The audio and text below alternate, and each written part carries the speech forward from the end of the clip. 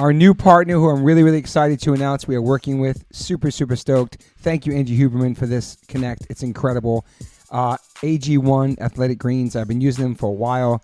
I have them every morning on an empty stomach.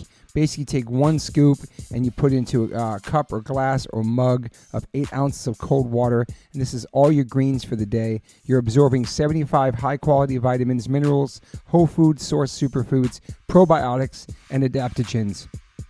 Every day I take this. It's so good for my digestion, my energy. It's simple. It's easy. I don't like taking a lot of vitamins. This has been really, really helpful for me. I've had a lot of stomach issues my whole life, and ever since I've been gluten-free and taking the AG1s, it's really helped me in my stomach in the mornings. I love it, and I'm so psyched that they're part of the One Life One Chance podcast. I'm sure a lot of people don't like eating greens, let alone drinking your greens, but I can tell you straight up, it's got a mild tropical taste, and the taste is actually really refreshing, and I really look forward to it each morning. Don't think it's just going to be just straight bland. It tastes really, really good, and it's good for you, so remember that. This one blend of ingredients supports your gut health, your nervous system, your immune system, your energy, recovery, focus, and aging. It's incredible, just one scoop, especially for musicians who are vegans or just musicians in general who want to get those daily greens. You can get the packets. It's incredible. I just gave some to my friend Derek from Sepultura. He traveled the whole entire world this summer, and he had those every single day. He said it saved him. I bring AG1s with me when I travel. It helps me stay healthy. You know the deal. If you're on tour and you are a picky eater, but you need to have your greens, sometimes catering doesn't have greens. Sometimes you miss the catering. Sometimes you miss the backstage food. Sometimes it's too late after the show to go get food that you like. So if you just have a scoop of AG1s in your hotel room before you go to bed, or you're in the hotel room at night and you're starving and you want something healthy, boom, life changer. Right now, it's time to reclaim your health and arm your immune system with some convenient daily nutrition. That's all you need, one scoop in a cup every day. That's it. No need for a million different pills and supplements to look out for your health. This is it. I'm super psyched. And to make it easy, Athletic Greens is going to give you a free 1-year supply of immune-supporting vitamin D and 5 free travel packs with your first purchase.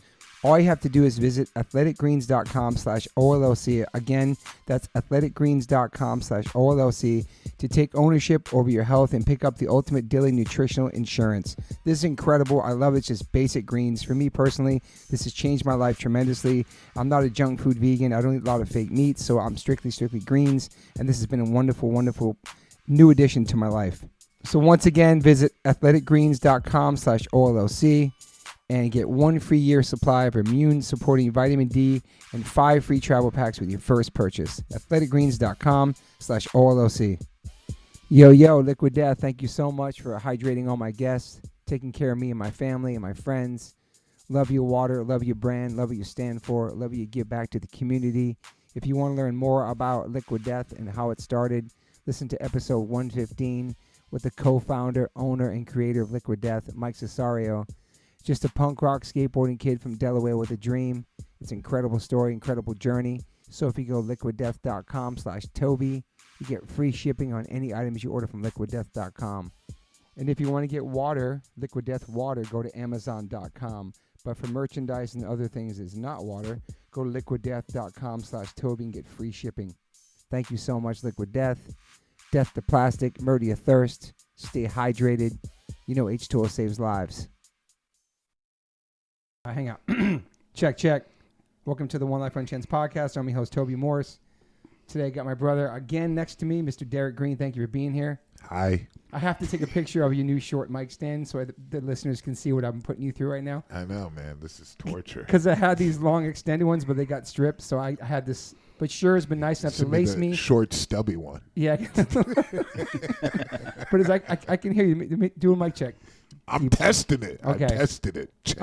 Check. And then back on the podcast right now, my brother from another mother, Mr. Mike Judge. Thank you for being here, Mike. Yes, brother. And so for the listeners, if they want to hear your story leading up to right now, episode 22 and 23, wow, it was a long time ago. We did phone calls, which I hate doing, but you were so kind enough to do 2 phone calls with me, part 1 and part 2. But now we're catching up on... This is the third time, is what you're saying. Yeah, so this is the first time in real life, which is awesome. Okay. So is there anyone that's been on like 3 times? Yeah. Him, Kevin Seconds, Milo. You should give like a jacket or something. Yeah, or get to a certain like 3 times. We'll give him a case of Liquid Death. or something, you know, like something to go home with. right. Well, thank you for being here, Mike. How are you, man? I'm pretty good, brother. How are you? Good. I haven't seen you in a while. I'm trying to think the last time I saw you, and also the last time that Judge played too. It's been a minute. When was it? When's the last time you saw Judge, Derek? It was in Brazil. Yeah. That was the last. What year was that? I don't know. I don't remember. No idea. It was You took Mike on the town. Yeah. Yeah. He took us on this ride. Right. He was in the van with us, and we're driving. And every stop, like people are just like, "Oh, Derek." I'm like, "What's Like the mayor. Like, what the fuck is going on, dude? Like, he's like the biggest deal ever." What year was it? Remember? I want to say 2015. No, wait. I have a tattoo of it. What? Oh yeah, all those guys went to get tattoos. 2014. Okay. Yeah. Yeah. You guys got tats? I didn't get a tat because I took her out to dinner. Oh, what a nice dad. So nice. But We got yeah. Kay Judge in the house too. She's just chilling, being quiet and chill over here. So you missed the night out of tats. That was 2014. Civ never let me hear the end of it either. He was pissed. Who's breaking the balls? Yeah. So is Judge chilling right now, kind of like on a hiatus? Yeah. Like everything shut down, so everything was like that. And then I lost our house in Jersey. Yeah. So I had to relocate. Yeah. And, had friends help me out. That was Moved up awesome, to Albany. man. And you liking Albany right now? I like Albany. It's great. Yeah. Where we live is great. Like being close to these guys that I've grown up with is like really fucking great. Yeah, I'm sure. Because where you were living before, you weren't really hanging much people. You guys just kind of doing your own thing. Nah. Wasn't hanging with anybody. It was just me and her in a swamp, dude. Literally a swamp? It was like the swamp of New Jersey, dude. It was like a sad Bruce Springsteen song, truthfully. So there was a swamp outside? Yeah, all around us. Wow. We were in wetlands. It was fucked up. What part of Jersey is that has swamps? I mean, pretty much all Jersey, really. Yeah. I mean, that's what it's known for, the Meadowlands and shit like that. Oh, yeah. So now you're in Albany and life's good and just chilling and living, and it's a different pace than New Jersey for sure from the swamps. You're in a city now. It's like yeah. Like it's a city. It's kind of, I mean, it's weird because when I was living in New Jersey, I was only like 15 minutes away from New York City. Yeah. So that was my job, driving a truck, I would drive it. So I was in the city every day. Yeah. So I miss that. I miss New York City. Being up here is weird because it's like a city with woods. Yeah, it's like a city surrounded. There's woods close by. It's like streets are like super violent. Then some streets are like really nice. It's a weird city, man. It's hard to figure out. It's like it doesn't go by neighborhoods where you're just like, oh, this neighborhood's bad, this neighborhood's good. Albany's more like this street's bad, this street's good. Like where we live right underneath Albany Med. Our street's really nice. Yeah. And like a block away on the other side of us, on the other side of our apartment buildings, it's like cops shooting dudes and shit. And, wow. And in the parks, they're shooting. Like the gunplay is like sick in Albany, dude. It's crazy. Wow. Who knew, man? I know. That was like the capital. You didn't hear about stuff like that in Albany. We're like, we're like 10 minutes away from like the Capital District, like downtown. Why Albany?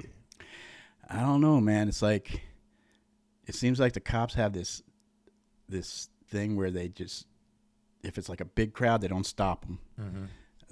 There's 4-wheelers like taking over streets and shit. Wow. 3-wheelers, dirt bikes. Right. And they can't chase them because these guys will just go on sidewalks, maybe hurt somebody, I guess. Yeah. So they do that. They also because where we live, right? There's it's Washington Park, really nice park. Yeah. On one side, not like Washington Square Park. No, not like Washington Square Park.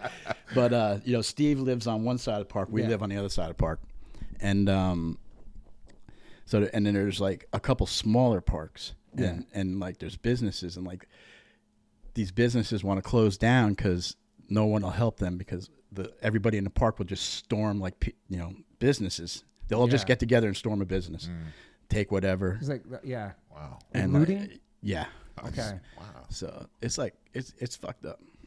And like there was like a little kid, he's just shooting a gun into the park randomly, not at anybody, just wow. No one knows where he gets a gun. He's just firing off rounds into the park. It's fucking weird, man. It's crazy. Nobody talks about Albany like that. They talk about New York Yeah, City or other I places. know. They don't really talk about Albany being like crazy like that. I didn't think it was going off like that. Yeah. Yeah, it's crazy. But why did you move to Albany? Oh, yeah, good question. Like what was the? Well, I lost my job when the pandemic shut everything down, and then I tried to do like some deals to save my house, my condo. Didn't work out, which I have a bad record when it comes to standing in front of a judge. It seems to never work out for me, and so it didn't work out. So we were kind of fucked, and so we were like holed up in like this fucking work trailer, and just trying to get through it, you know, and you know, some of the guys are just like Civ was like, hey, I can help you out, come do this. Yeah. And then Jordan was like, I can help you out, come out here and do this. And then it was like I remember like Steve Reddy at one point, Judge was playing like in New Jersey, like down South Jersey, and he had said at the time when I walked in, because things were happening already, like before the pandemic shut everything down, I was already on a nosedive, like things were getting rough. And so Steve, he's like, he just fucking loves to do shit with music, you know? Best, so he's just like, Judge is playing, I'm going to come out and do merch.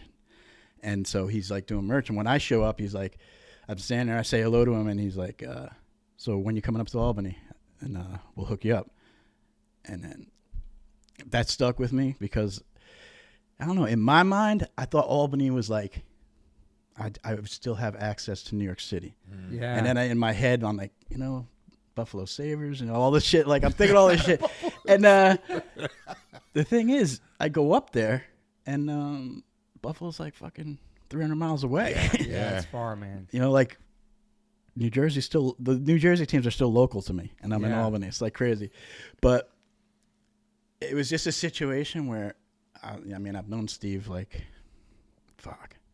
He's like one of the original guys I met when I first joined Youth of Today. One of the first stops we did was to go up there, and Steve was living with Dave Stein. I don't know if you Dave Stein. He was my Dave lawyer, Stein. man. It's my man. I used to So live they with were Dave Stein. living together, Yeah. and we used to get like calling card numbers, so we could. Oh yeah, the calling card number. So that was the stop. They supplied us with calling card numbers so we could make phone calls while we're on tour. I remember That's those. right, That was yeah. a sick thing, man. And you know, it just seemed like it was the right move, and it was because Because you were talking about maybe coming to Cali too, maybe going to Revelation as well. Yeah. I remember that was like one or the other. I remember that. Yeah, it's just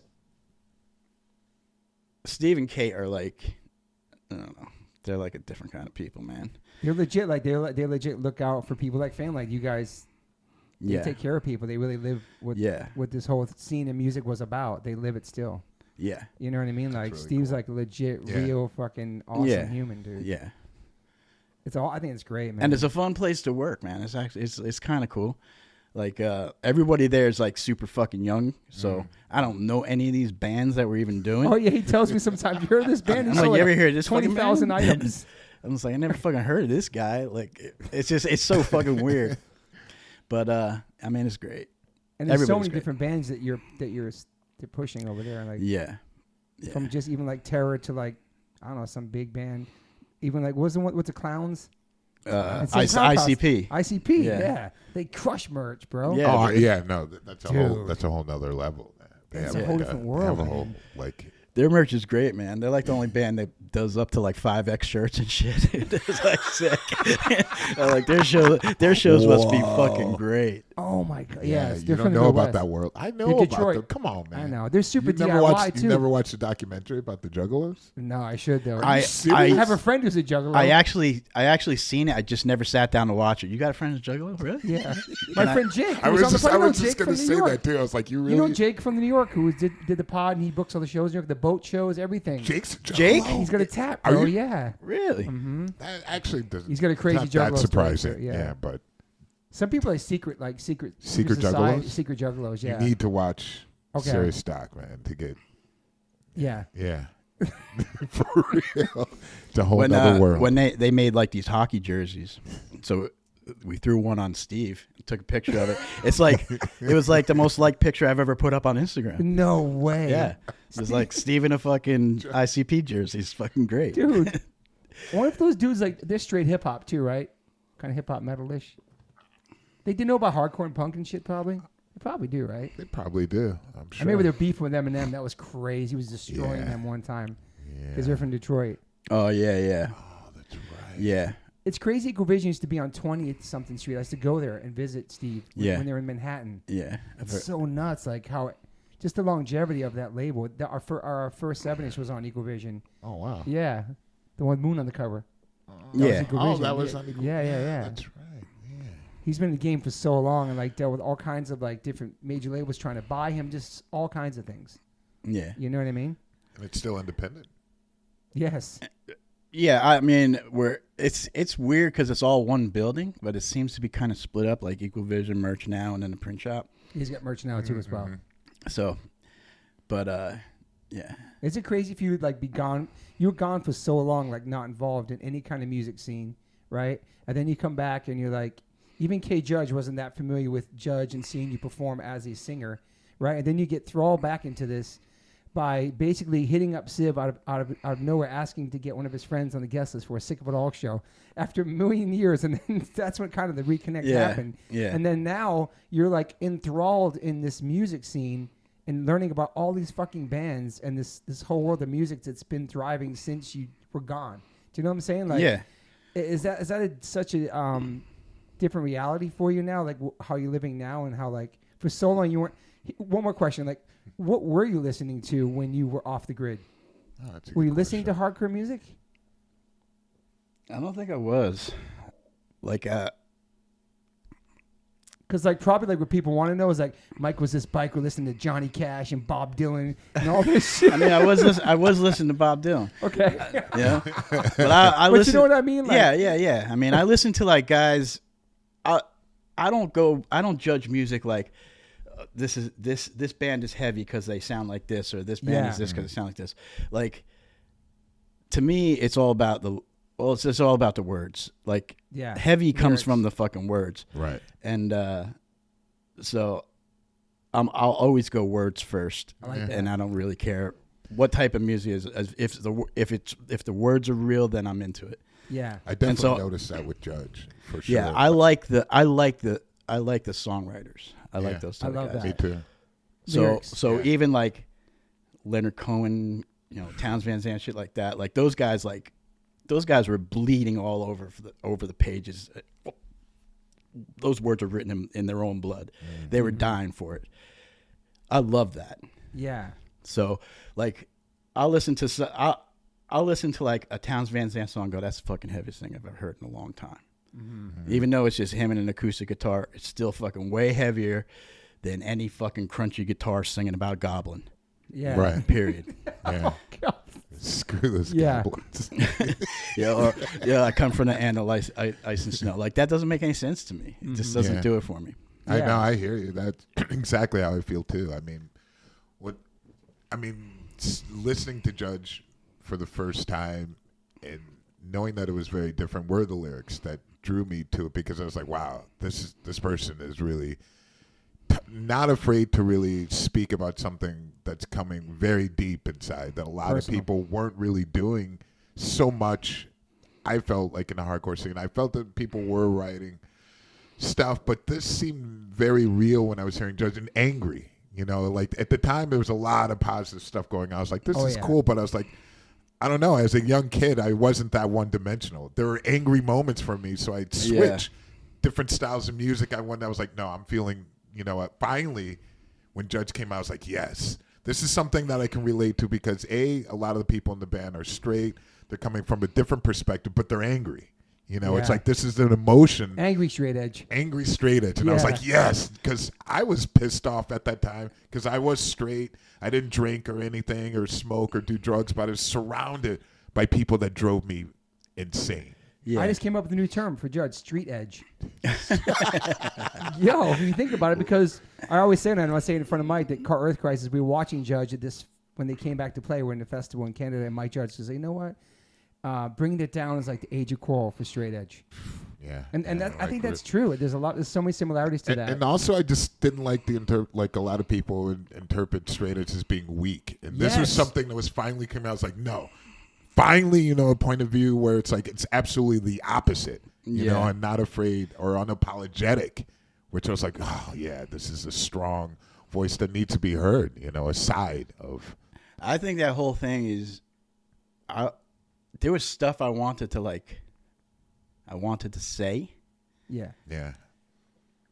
But I always tried to hold back because, especially like at that age, I didn't want to actually admit where my fucking anger was coming from. Yeah. Even though you're singing about it, you're still keeping it inside deep. Yeah. Like there's a Black Sabbath song where Ozzy goes, "People think I'm heavy, they don't know what I hide." That's like, I don't know. I think back then, if I just would have spilled my guts, like how I really felt, like what I was really mad at, I don't think people would have dug it too much. Because I was ready to, I was ready to burn my family down. I was like, I just felt like I got to an age, and I look back at me being a little kid, and I was like, you people should have did better. Mm-hmm. You should have done a better job. You didn't want a kid, then you shouldn't have had a fucking kid. You shouldn't have handed me off to these fucking people. These people who did this. And then when you found out these people did this, then you handed me off to this. And then these people did this. Yeah. And then you wondered why I turned out the way I turned out. I was fucking pissed. And then I joined Youth of Today, and I love those fucking guys. But they just didn't come up like me. Right. I was fucking, in my town, I live in Tuaco. I was born in Tuaco, moved to Montville like a little bit over. It was hillbilly. We were raised fucking hillbilly. And the fucking, like, if you were anything different than these fucking football players who became the cops, then you were a target. And the beatings were like every night. Yeah. You couldn't go out. You couldn't walk down the street. We used to cut through the woods, walk down train tracks just to stay away from them.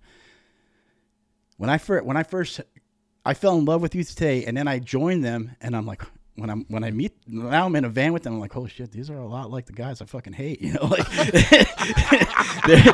they're fucking very. I mean, the jock vibe. Yeah, they're very jockey, and it was and they weren't dudes that really like fought or had to like fight or had to. Yeah, like they just didn't have they just didn't have the darkness where I was coming from, and I love them.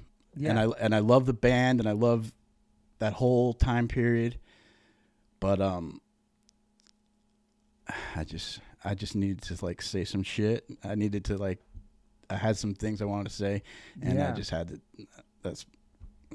That's how Judge started. Yeah, and I also heard you mention before, like you want to be the band that was like that could protect Youth of Today, because they were catching a lot of shit, and they were getting it from all directions. Yeah.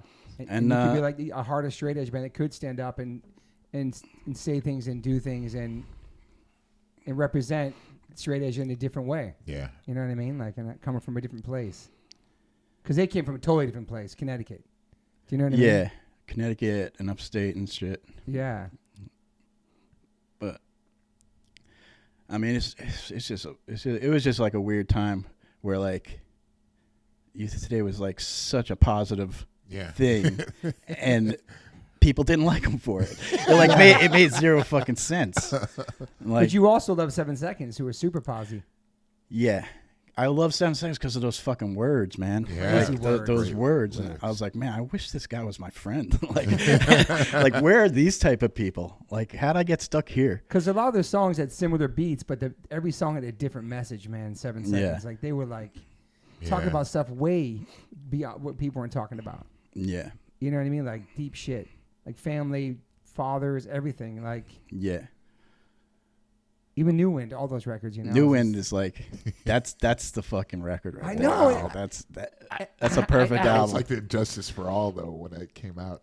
I remember I was like, I don't know about this, but then I really got into it. Like The first time I heard New Wind, I was like, wow, this is special. Dude, I'm gonna get you as soon as we're done. I'm gonna connect you with Mike Gitter. He just called me. I did like an interview with him and talked about New Wind because you're re-releasing it. You gotta be on liner notes because I know you love it too, man. Like that record was such a big deal. I don't know why. I love the other records: Skins, Brains, and Guts, Committed for Life, Crew, Walk Together. But then I heard New Wind and the melody and just everything. I don't know. It just hit me. It definitely stepped to a different level. And the timing of it was just that whole band is just special to me. Like when they got back together and Sammy's playing with him and he's like, we're playing in Boston, come check us out. So we go up and check him out. I hadn't seen 7 Seconds in a really, really long time. And it's like everybody's there except Troy, of course. But I just remember when they played We're Gonna Fight, I was like, oh shit, I'm getting a little weepy right now. This is like the greatest moment again. Like I know, dude. I just love that band. They're and they sound so good right now. He's like in his 60s, bro. Yeah. They sound incredible. When we saw them at the Palladium, it was fire. It really. Sammy was great. Just the whole band was so tight. It was such a great vibe. Great energy. Are you listening to new hardcore bands and stuff? Did you pay attention to that? Or it's always in your face at your job too, no? Yeah, I mean, I hear stuff. Do you hear stuff where you're like, oh, they were completely influenced by Judge? Or just because there's a lot of bands that were absolutely. I don't know. I mean, I kind of don't think about stuff like that. Mm-hmm. Yeah. Like, I think people have paid Judge enough credit. Like, we got the credit we deserved. Mm-hmm. So I'm happy with it. Yeah. And do you see like new music for Judge or no? I mean, we've tried. Yeah. But I know you started writing some stuff. It just feels it's like so much fucking pressure. I don't know if it's unwarranted or not, but like I'll like write something or I'll listen to a riff and shit, and then I'll try and put it together, try and piece it together in my head, and then I'll always think back to like some of those, and I'll be like, is this actually a step forward? Yeah. Right. You know, because I don't know, man. It's a lot of years. I'm not saying those songs are like the best thing ever, but even though it's a Judge song, like if I hear The Storm, dude, I get a little fucking amped, dude. Me too. Still, yeah. I mean, that's like definitely one of my favorite. I mean, it was like, where did this? I mean, especially at the time that it came out, I was like, oh my god. Yeah, like that shit gets me. That shit gets me going.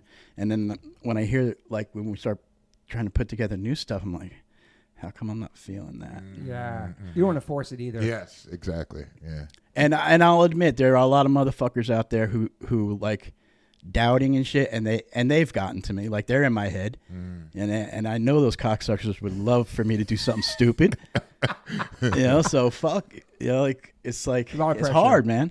It's hard. Yeah, I mean, you just gotta be inspired, and it's gotta just be natural and not for it. You know what I'm saying? Yeah. Like people waited that many years, a lot of years, like 30 years, something. Yeah. Yeah, I agree. It can't be forced. but like what Judge has done for me is incredible. Like, especially coming back. Like, I went to fucking Brazil. Mm-hmm. Yeah. Never go to fucking Brazil. Yeah. The places I've been because of a fucking punk rock band are, like, I'm just like, sometimes, dude, trust me, I'm a guy, whenever I wake up in the morning, I always say, I don't deserve this. You know? Like, this is a fucking incredible things that I've done because of this fucking band. Yeah. And I'm fucking grateful, and if it ever happens again, I'm content. Yeah. Because you know, like I'm gonna live forever because of bringing it down. I'm immortal. Yeah. Like when I'm gone, someone's gonna hold up that record. There I am. You know. Yeah. And that dude's gonna be like, this guy Mike. He said some shit and he meant it. Right. And then that's it. Right. That's amazing, actually. So I'm content. Whatever happens, happens. Yeah, I mean, when you came back, you were so probably in shock about the people that was psyched to see you again. You know what I mean? I remember hearing that like Breakdown was going to be headlining, and then you said, I heard that Mike said something like, should we be playing before Breakdown? But I was, no, things have changed. It's been like 20, 30 years. Like you were kind of tripping on having to play before Breakdown. Yeah, it was Breakdown. Yeah, it was 7 seconds. Oh, okay. I was like, when they said it. it was like, I think it was like, This Is Hardcore or something, but I don't remember exactly. I think I even called you and go, dude, you see how they wrote our name bigger than your name? You cool with that? Because I'm not, I'm just like, this is fucking weird. But like 7 seconds, like, I'm not here without them. Yeah. I'm probably not even alive without them. You know, there's like a handful of records that honestly have kept me alive, like in my darkest moments, and one will always be Black Flag Damaged. Like, perfect.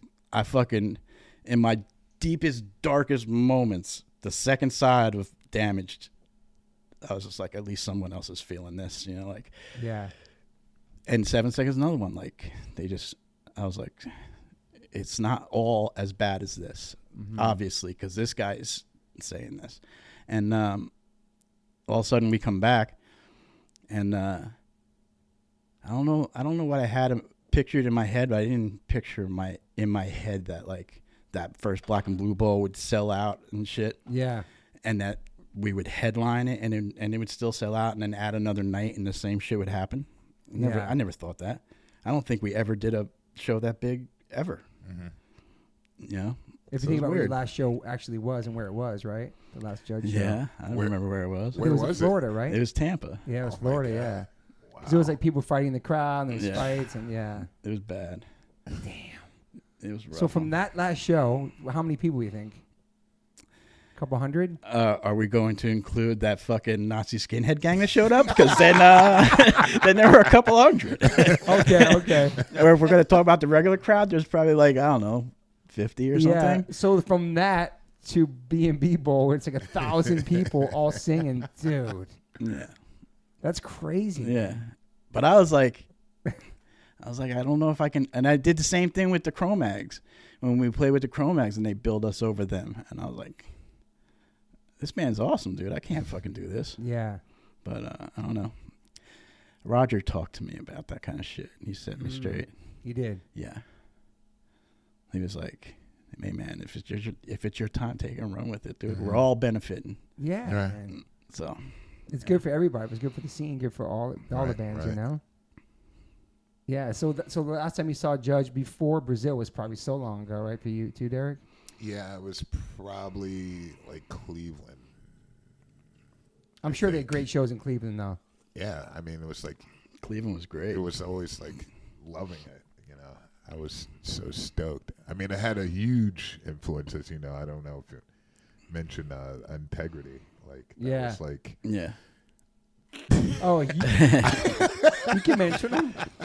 No. I mean, that was. Oh, huge influence on them. Yeah, and I think he's giving you props and your flowers since you've been back to talk to him. Right? Yeah. Well, me and I don't know if you want to hear this story. Let's go. I want everything, man. So like, me and Dwid were tight, right? Right. And those dudes liked. I think I met them with Youth of Today, but we really got tight with Judge. Yeah. And I just remember, like, we played this one place, and I think that last record, that last EP came out where we did When the Levee Breaks, and we actually did that song live, and everyone was tearing shit apart. And I remember looking out the window and seeing Dwid walking down the sidewalk with, like, the PA or something. He, like, took the fucking PA. What? And then eventually we have a falling out, and whatever happened, and then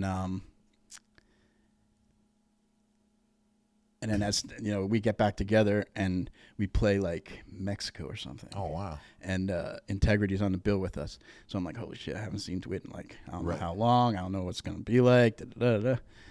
And the whole trip there, so I'm thinking about like, how do I approach him, like all this shit. And then it's weird because we're in this I'm in a hotel, and I'm gonna go downstairs to whatever, and I'm still thinking about the whole Dwid thing. Hotels, I'm in the elevator, stops at a fucking floor. Dwid walks on. Had no fucking chance to prepare. he walks up to the elevator. We're both standing there. And I'm thinking like, holy shit, that's fucking Dwid. That's fucking weird, you know? Does he recognize you? Yeah, we were both like, he was like, Mike? And I was like, Dwid.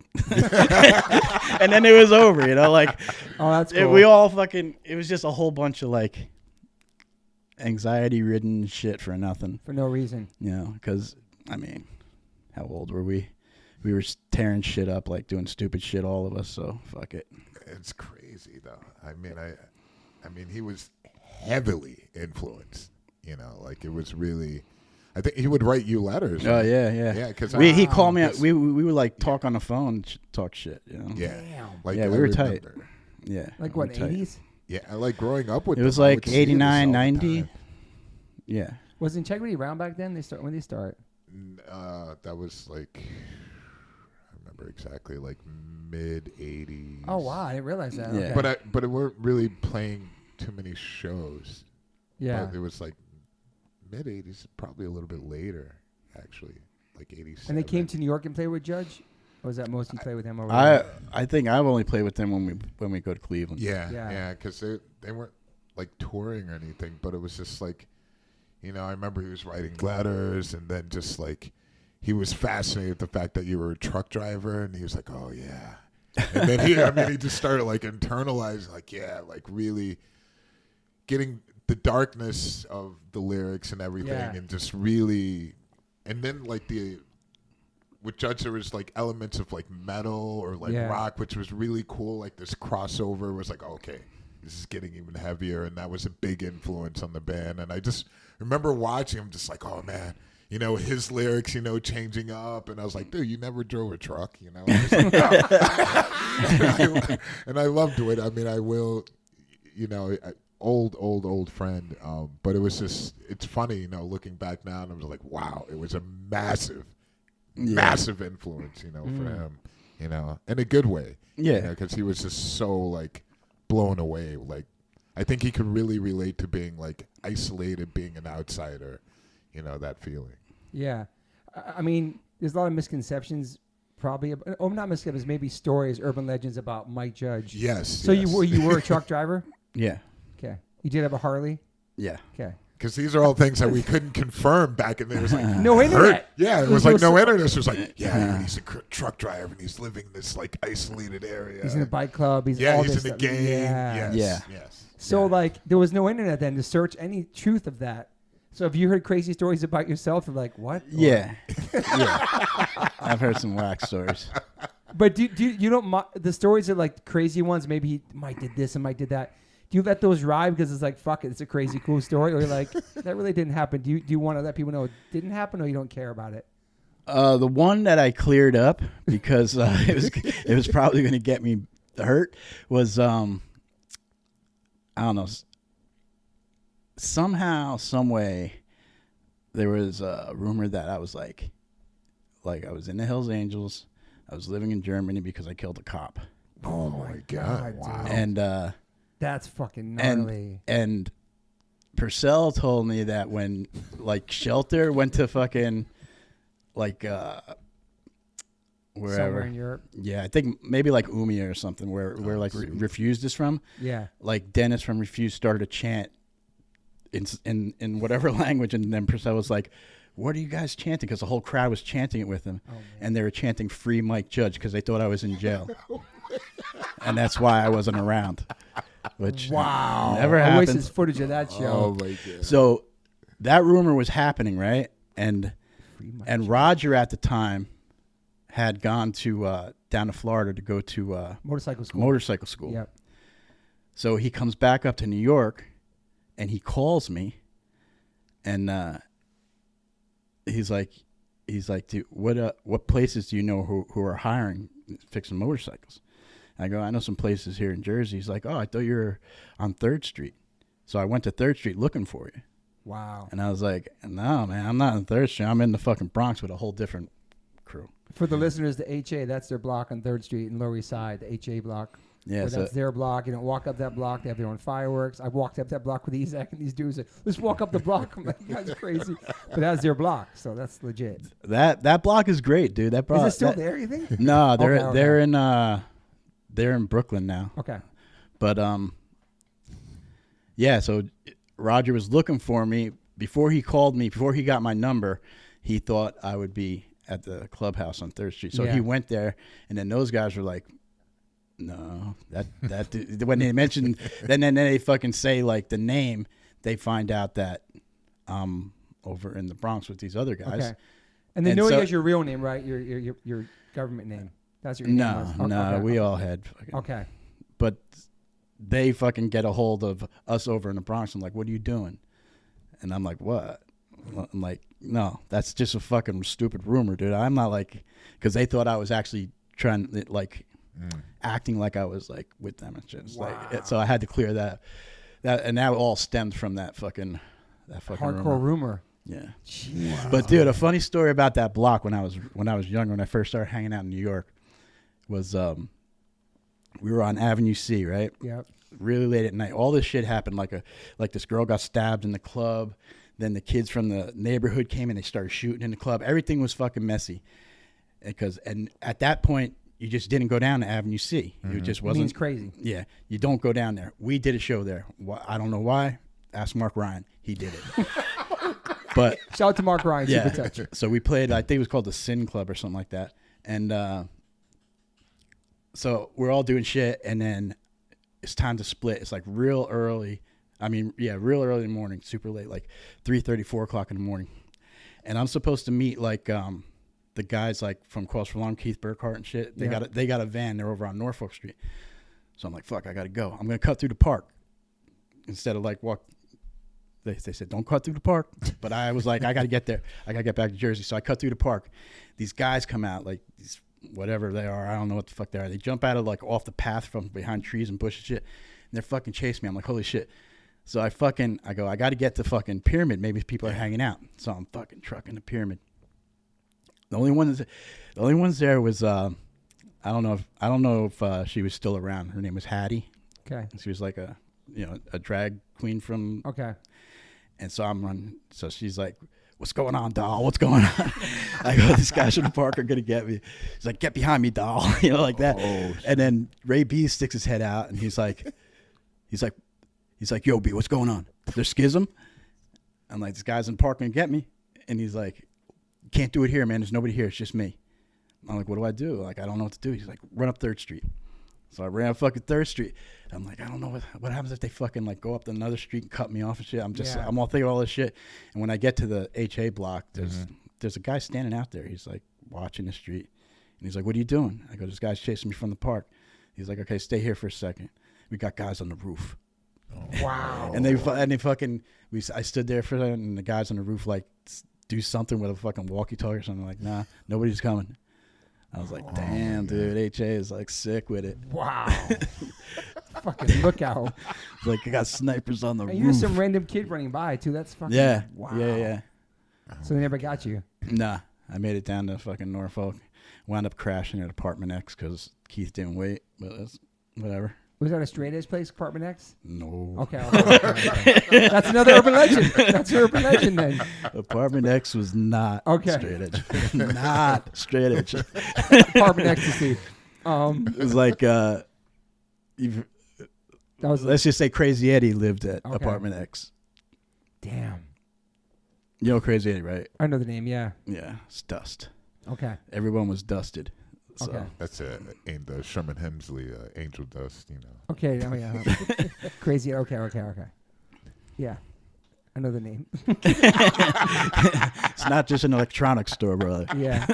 I've ran with Isaac and a couple people to Pete Sickaball's house several times on First Avenue on like 4th Street, and to ring his buzzer. Okay. When something was happening, try to just sit in his lobby or get in his house or something. Yeah. Seriously, Max, we're doing a podcast. You coming in? Get out of here. We're doing a podcast. Max comes in and smashes something. Wow, that's great. Yeah, wild times there. I know. It was always going off. Something. Yeah. Especially downtown. Especially. Because when did you move to New York? What year? That was after, like, it was towards the end of all the craziness. So it was like 90. Okay, in the 90s. Yeah. Yeah, early 90s. And Mike, when did you vanish?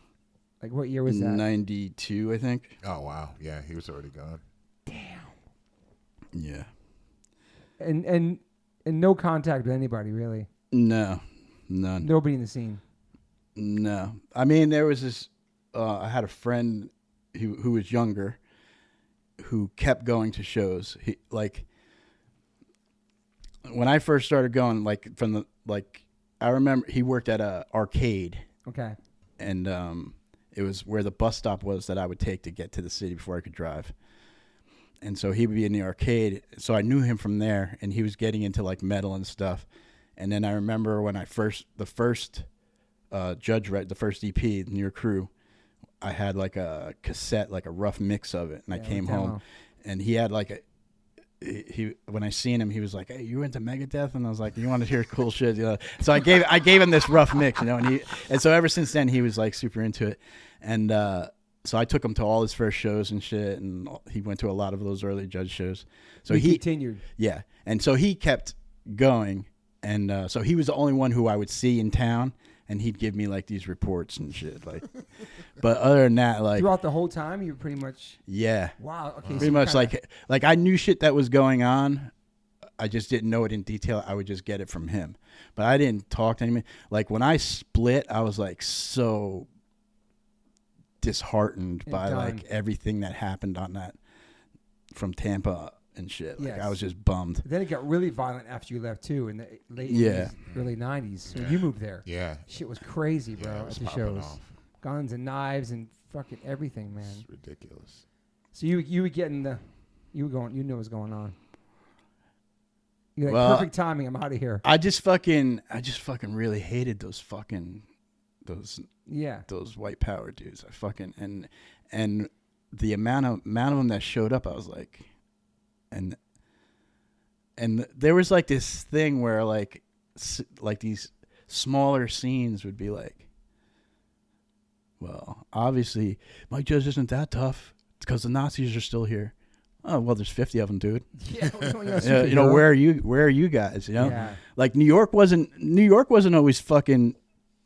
We fought for those fucking places that we played in fucking New York City. Yeah, like to be Nazi free and all that shit. Yeah, like I'll stand up for it, but you got to stand with me. Right. Yeah. You can't just fucking step aside and like, oh, he's a comic book guy. He can take it.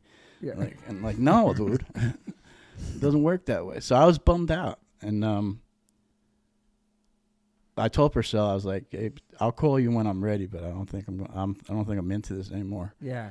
It was horrible at that time, like especially like the 80s, seeing this rise of like smaller scenes like getting taken over by these fucking morons. Yeah. You know, all over the country, and I didn't realize. I was like, what is going on? But playing shows outside of Cleveland, in Cleveland, you know, but you're right. Yeah, it took everyone in the scene to really not accept that, you know, to really step up, and that had to, you know, and it was other places in Pennsylvania. I was like, oh man, you know, like Electric Allentown, Electric Banana. They were also the fucking Detroit airport. Remember the airport? Damn. Fucking Blondies, but they were like these poser like skinheads. They would come to like this area, it was like all black, like bulletproof glass in the windows, and then they get back in their cars and drive away, you know, like they weren't walking around the neighborhood. Nah. But I remember seeing an AF show, and it was just like all these dudes like Seek-Heiling and just in the audience, and then Roger's like, yo, we're not about this. Freddie was there. He was like a young Freddie, and just like they had no understanding that Roger's like Cuban. They didn't understand shit, and I was like, these dudes are fucking morons, you know. Totally. But they would always kind of be there, and I was like, yeah, why do you even let these motherfuckers in, you know, like why isn't, you know, but certain scenes are like, oh no, it's crazy, like the airport music hall, all the stuff that I experienced there with the Nazis and the riots with Nazi Front, Biohazard, Sickle, several times, that there was black security guards, and all the Nazis were fucking with the white people, not even doing shit to the black bouncers. It's like, true. What is going on? You're Sig-Heiling these white people, and these big dudes are there watching the stage. You're like, step to them, dude. It was very bizarre. It was so unreal, man. Yeah. It didn't make any sense. Yeah, I remember this time. This was like, I think this was Riverside we played. The barn? Because that was Riverside. Was there Spanky's? Was Spanky's in Riverside? Okay, I'm not sure. Yeah, maybe. I'm not sure. But I'm pretty sure it was Riverside. And there were like these, there's just like a handful of these fucking, you know, Nazi white power dudes. And I remember I had friends who were like coming up to see us from Camp Pendleton. So I had like there were like a bunch of these fucking Marines were here, and then the Sloth Crew guys were there. Yeah. So like in those situations, like I didn't worry about anything because there were just so many. Totally. And the thing is, like these guys come and like someone says like that dude's cane is probably a knife, so just watch out for that. His cane is probably a knife. Yeah, like the handle of the cane or some shit. Damn. But it didn't even get to that because they just as soon as they started, there were just so many people like trying to get to them, and it's actually on video somewhere.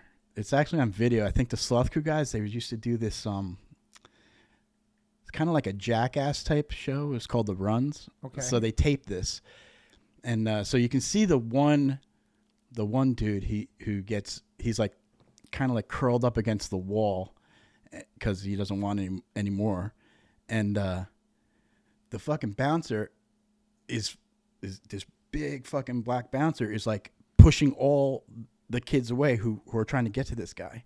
Wow. And one dude is like, "Look who's protecting you." Right. You know? Yeah, man. Hey, look up. Open your fucking eyes, pussy. Yeah. Look who's protecting you right now. Right. It was like this weird. I was watching the whole thing. I'm going, this is fucking crazy. Like, do these fucking kids really believe this shit? Yeah. Or is just what exactly. or is just they think it's just something cool to be in? That's And what did they I listen believe. to the lyrics of the bands they're going to see? Because Obviously none of not. us singing about that type of shit. You know what I mean? If you think about that and all the fights during 7 Seconds playing Walk Together, Rock Together. Nah, they and don't listen. Kevin breaking up fights during that song, which is about unity. Like, these kids don't even listen to the lyrics. It's crazy. It's Not a at all. soundtrack to violence, to quote Civ. And, you know, like, that song, it is a soundtrack. They go there and they can go there and fuck people up or try to recruit kids. Right.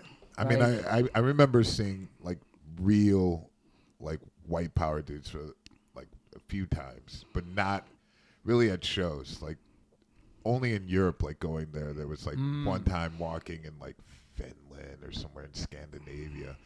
And then I was walking with my guitarist and these two dudes just like tatted up with like prison tats, dead eye, like looking, you know, for shit. And I was like, I could just feel it. Yeah. You know, Yeah. like my skin. And then Andre's like, yo, what's up with those dudes? Like he felt it too. And I was like, and they were just like eyeballing me. Right. You know, like they were like, you know, like, let's get this shit on. He was like, fuck, that was fucking intense. You know, it was really like, you know, the real dudes are all about it. It's like these dudes are just waiting. When we were down in Texas and we seen like this huge group of like Hammerskins. And I was like, these dudes feel different. Right. This is a whole different animal right here. Yeah. Like, this is like a fucking legit. Organized. Yeah. Right. Like, yeah, didn't want to get caught up in that. Right. And they were like, and they were doing security for like Ku Klux Klan rally dudes who were protesting the show, which got canceled because the promoter was just like, you know, just move on, and which we did. And we're like, hey, you got to tell me twice, brother. You know, like, Yeah, did people think the Hammers represented something like that back then, or did they thought you guys were a certain way? nah, You weren't? Okay, yeah. nah, because I think right off the bat, I told everybody I stole them off that Cockney Rejects cover. Yeah, they were my favorite band. So Yeah. Damn. Yeah. Fuck, back then was just crazy. So It was crazy, such man. a different time. It was pretty intense, you know, like all over, you know, especially with the politics going on. It was like with Reagan era and stuff like that. People were super conservative, you know. Yeah. Like the country was just like on this weird moral ground, but completely fucking racist at that. You know, it's just like intense. I mean, there was an area in Cleveland where you couldn't even go up the street. I was there in Cleveland recently. I was like, can people of color or anybody different walk down the street? Now they're like, yeah, they can. It was like this area like Little Italy, and it was like a block right by the university, and then I would just get shot at, you know, or just like chased away, like beating up like foreign exchange students going to school, crazy. walking through the neighborhood. But it was just like, oh yeah, that's where that is, you know, accepting. I was like, now I can't even imagine. You know? Is it like that in the metal scene where you're from? Because I think about hardcore and I think about how so much the violence and the white power and the skin is all shit coming out. It doesn't really get so political, but I think there is a conservative. The metal scene is pretty conservative. When I found out, you say something out the line, they're like, But there's no trouble at a Sepultura show or a metal show of Nazi skins coming and trying to beat kids up. No, you know what I mean? It's but I did see some, like, when we went to Sweden and, like, dude was giving us a tour of, like, the old, like, black metal shit. Oh, yeah. Like, where, like... Yes. What was that band? From Sweden? What was like each other or something? The one, with Burn down churches with and stuff? Dead and Mayhem? shit. Mayhem. Like, he was like, this is the record store, you know, like, and shit like that. And there were, like, some graffiti on the wall. It was just like, yeah, what's up with that? And he's like, this marking means this. Circle in the cross. Like it's like very odd, man. I was very like, suspect. Yeah. Oh, that definitely exists. And then I'm like standing there and we're like taking pictures and stuff, and all of a sudden this dude, like, these couple of dudes like walk by and they got like the death makeup on and shit. Oh shit! I was like, holy shit, they do that in like real life? I thought they did that like backstage to go on. Like, I didn't know that. I didn't know people walk around like that. I didn't know people did that either. I'm like, yeah, dude, this is like, that's part of the scene. I'm like, fuck, this town's crazy. Wow. I didn't know people did that either. Wow. Different subject, but are you still living the veggie life? Yeah. It's Nice. NK Judge. Yeah. As a veggie life. Yeah. It's what's interesting me about that and so cool, Mike, is that you were in Youth of Today. Like, you were around back then, and you really weren't fucking with the vegetarian life, correct? With Youth of Today? Yeah. I mean, I was, because when I was with them, we were broke, and so whatever the band could afford to eat is what we ate. Yeah. But it's to me, I think it's amazing that it happened later on in life with you, watching these documentaries and being around. You know what I'm saying? Like it wasn't something that it really came from core in a sense. It's something as a grown adult in your lifestyle. Yeah. Do you know what I'm saying? Like, we talk about docs. We've talked about it over the years about that and how we crossed over now. I think it's, and then looking at your dogs and your pets and. Well, the thing is, dude, I don't like being told what to do. Yeah. So, so there was a couple times where I felt like these guys preachy are telling me what to do, and I don't like it. So, and a lot of times because I'm a dick, and like you tell me what to do, I'll probably go the opposite way and just worse. But I don't know, man. Like, shit was just getting to me. Like, where I grew up on a farm, so from an early age, animals were just.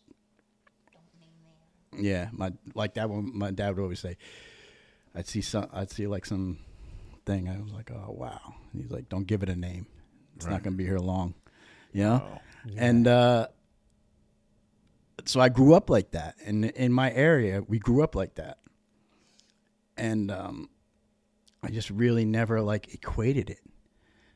And then I don't even know what the bridge was. I remember talking right after that about your dogs or something. There was a connection. Yeah, I just remember like the last couple dogs I had that, you know, lived, that their life ended, fucking really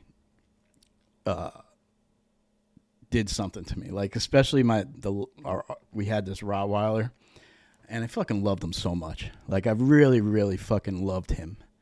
And he had cancer, and I don't know. There was just something about, he was like such a big dog, and he was so big, and I was like, I remember like, I got video of it. We were like walking down a trail, and a bear comes out, walks by us, and he's just like looking at the bear, and the bear's looking at him, and they're the same size. So the bear's just like, fuck it, I'm just gonna go because I don't want to scrap with this. You know, this guy's the same size as me. Plus he's got like a big guy holding on to him. So like the bear was just like, fuck it, I'm going. Wow. And I just started I'm like, man, like, I don't know. And then you see things where like, I don't know, look into like a fucking, you ever like look into a cow's eyes, dude? Yeah.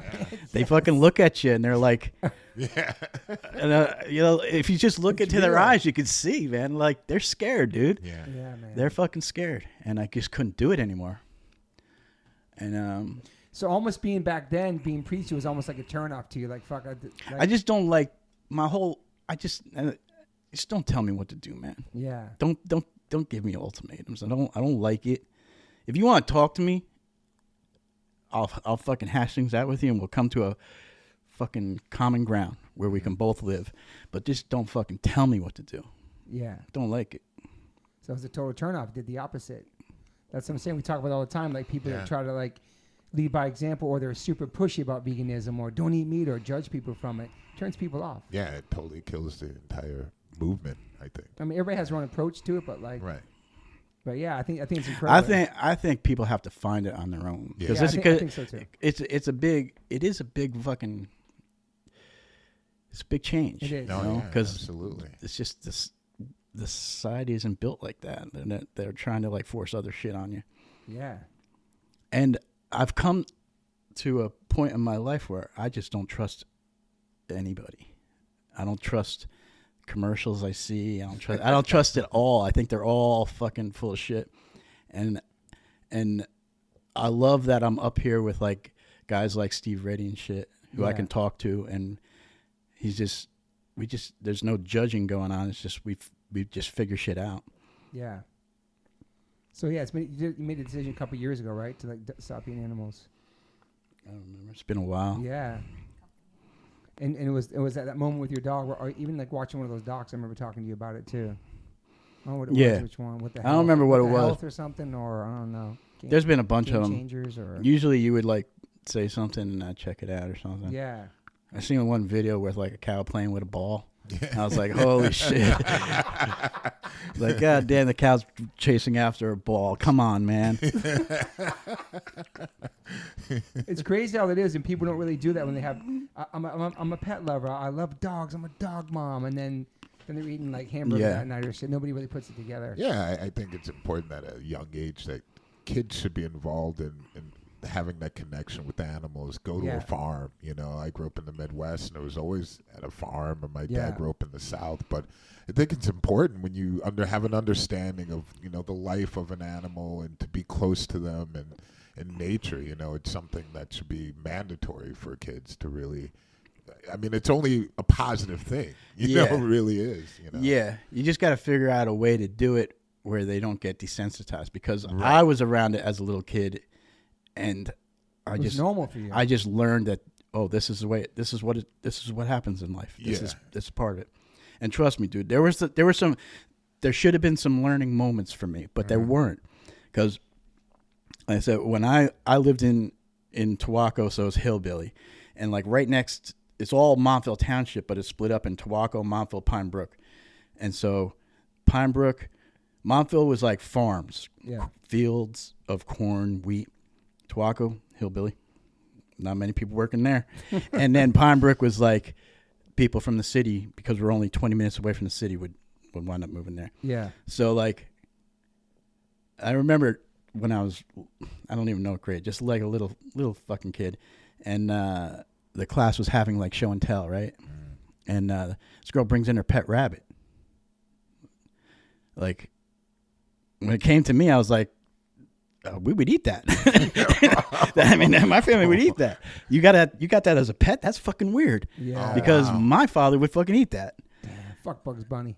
And then people were like, "You're a fucking animal. You're an animal." And I'm like, really? Yeah, because they were just like, "How could you fucking eat the pet?" You know? And I'm like in my little head, I'm just like, "Hold it, the fucking rabbit's the pet, the dog's the pet."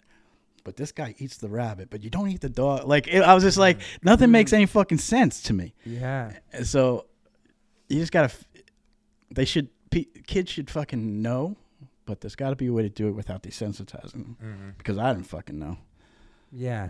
We learn about like the cow goes moo and the pig goes oink oink. Like those books, Farmer in the Dell, growing up, all those books. The cows are, they're super. They love people. I know. You know, they naturally just love people. Yeah. They're very trusting. And, I mean, just be around them. You be around the pigs. Pigs are super smart. You know, they're super clean, actually. And, it really goes about of how a perspective of the animals. But absolutely, I just think you can learn so much from animals, when you have, I remember they would bring in animals to school and I was like, oh my God, this is the most amazing thing. Yeah. It's just like, no, this is, like a chicken hawk, or I don't know what they would bring in. Like, kids are just like fascinated, they get up and they get to pet it. Yeah. Those moments you like really never forget, it's just like, wow. But that love, that taking care of, and I think like the places where they protect animals it's such a great learning place, for kids to see the sanctuaries and stuff. Exactly. Yeah. Those are incredible. They're moving. Even for adults, I think it's great. for them to have an understanding. Yeah. I remember having to like dissect a frog. Oh, the shit that's tripped me right. out, man. Yes, it didn't look I real forgot to me. about that. With the insides open and stuff, and Yeah. the smell of it. Yeah, I like, was just like, I was I'm gonna be tripping absent out. that day. I was I've like, never I'm skipping I've never that done class. anything You never like did that. that? Nah. I think I refused. I was tripping out. I It was freaked tripping me out out. too. The formaldehyde, I never forget that smell. I wasn't even a Like, vegetarian. I was still a kid. me either. I was just like, I'm definitely skipping this formaldehyde. today. That's right. Yeah, I'm skipping. What was the today. purpose of that? Just to see like the innards, Yeah, how it to works. really understand. I don't know. It's unnecessary that you need an actual real frog to do that. You know, you could have all sorts of like things Yeah. that don't have to be in the animal. In case you have to do some open heart on your fucking Yeah. pet frog. I don't know. This is a super dumb question, but has Mike Judge ever had to stand up in front of a judge in a court? Oh, yeah. Okay. Yeah. Okay. Yeah. Couple Yeah. times? Okay, yeah. Yeah, a few times. It's never worked out well. Hmm. I just don't. Even if it's like bringing the judge a T-shirt, hey, it's my band. Maybe. Hey, nah. I don't know. I think they realize I have a fucking contempt for that kind of shit. Yeah. And I've never been. It's never been like, oh my god, this dude did me wrong. I'm gonna take you to court. Yeah, You of know? course. I It's know. always been like, you're going to fucking court because you did this. You do. Yeah. You know, it's always been like that. So, nah. Even like fucking young, I the first time was like court mandated fucking Get in trouble. therapy type shit because my head, and my head wasn't fucked up. I was just like, I just didn't like what they were telling me to do, so I just purposely fucked off, and it got me in trouble. And then it's just downhill from there. Did you ever have therapy For a little while, when you were younger? yeah, when they made me, Yeah. yeah, and then I just don't believe like.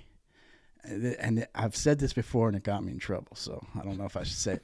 I just like I know that my head does not work the way, my mind goes to different places. I don't. Yeah. My reactions aren't normal people's reactions. I do believe I'm like fucking shell shocked from the way I grew up and shit. Like Yeah. things get to me, and